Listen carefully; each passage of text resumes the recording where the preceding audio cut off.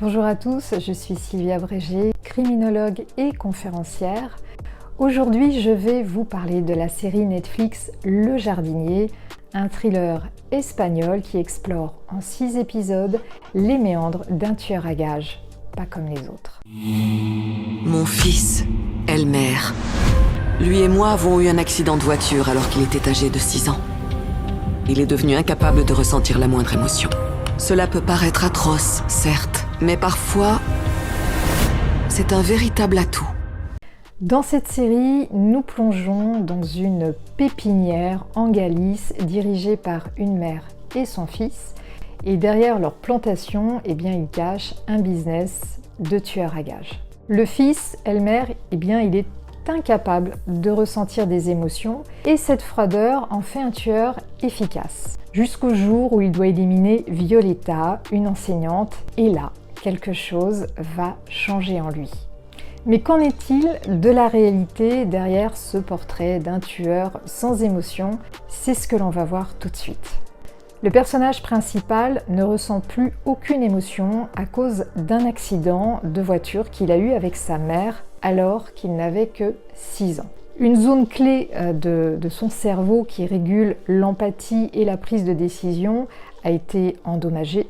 Alors scientifiquement, c'est tout à fait plausible.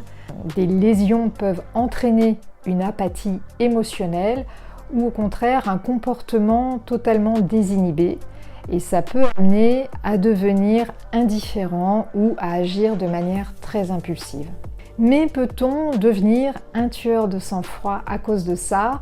Alors, pas directement, même si l'absence d'émotion peut faciliter un passage à l'acte. Pour autant, ça ne suffira pas à transformer quelqu'un en criminel.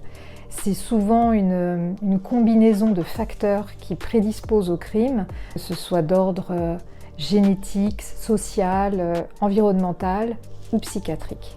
Et ici, Elmer est conditionné d'un côté par sa mère, mais également par un cadre plus logique qui est celui de l'argent. Mais dans la réalité, exploiter l'apathie émotionnelle d'une personne pour en faire un outil de crime, on va dire que c'est légèrement simplifié par la série puisque la criminalité découle d'une interaction très complexe entre neurologie, environnement et choix. Dans cette série sont combinés l'absence d'empathie, mais aussi la manipulation de la mère du personnage. Et une personne qui n'a pas d'émotion peut parfois être plus vulnérable à la manipulation, justement parce qu'elle manque de ressenti qui permet d'évaluer les circonstances des actes.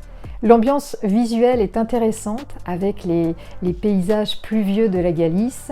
Les personnages sont très profonds.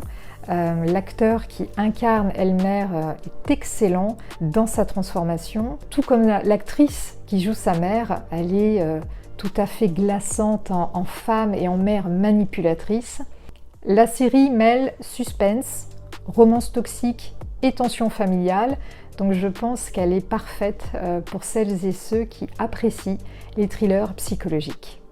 Je vous laisse découvrir la série Le Jardinier et dites-moi en commentaire ce que vous en avez pensé. Et nous, on se retrouve très prochainement avec un nouveau film ou une nouvelle série à décrypter. À bientôt!